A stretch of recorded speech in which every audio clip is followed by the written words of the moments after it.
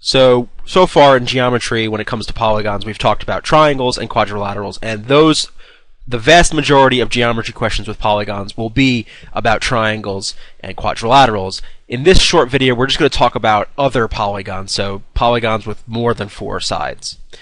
As for what you need to know in terms of the names, really just the basics. So like a 5 is a pentagon, a 5-sided figure is a pentagon, a 6 is a hexagon, and an 8 is an octagon, and you don't really need to know anything beyond these. If they do use another, a 10-sided figure, they'll give you the name, or they'll just say a 10-sided figure. And to be honest, even these are not going to come up that much, only rarely. So what else do we need to know about them? Well, another thing is the term, I've used this in the earlier video, regular polygon. A regular polygon is just like a polygon, so let's take a hexagon.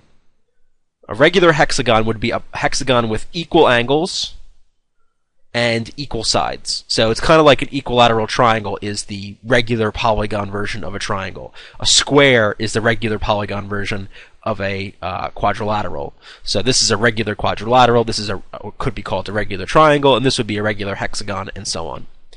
One other minor thing, this comes up very, very rarely, but it is important to know, and that is what are the sums of the internal angles of a polygon. So we know for a triangle it's 180. We know for any quadrilateral it's 360. What about for a pentagon? Well, there's a number of ways to look at this. First, you can say, okay, it's increasing by 180. Why is it doing that? Well, if we look at this rectangle, it's really just 2 triangles put together, so it's 2 180s. So if we divide this pentagon into triangles, we get 3 triangles. So that's 3 180s, essentially. We need to have 380 degrees triangles here. That means it's 540. For a hexagon, something like this, you could divide it into 4 triangles. 2, 3, 4, right? 1, 2, 3, 4. So it's 4 times 180, or 720.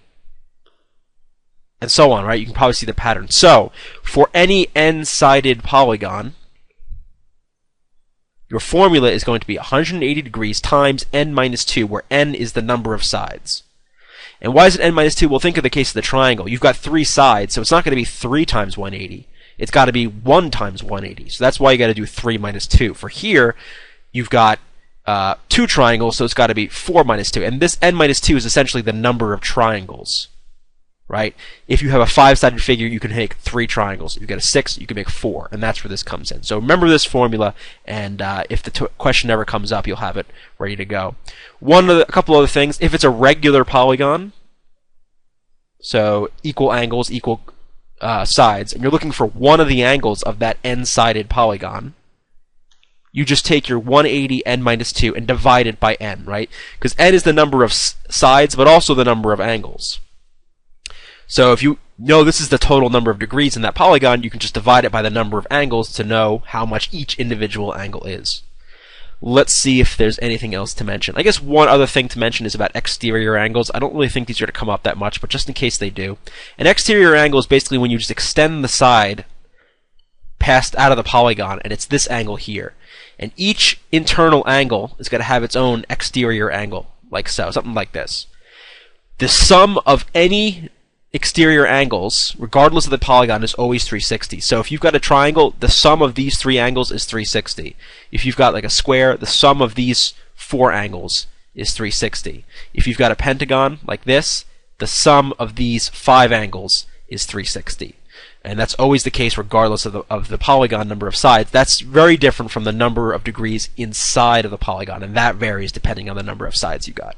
And that's pretty much all you need to know about polygons.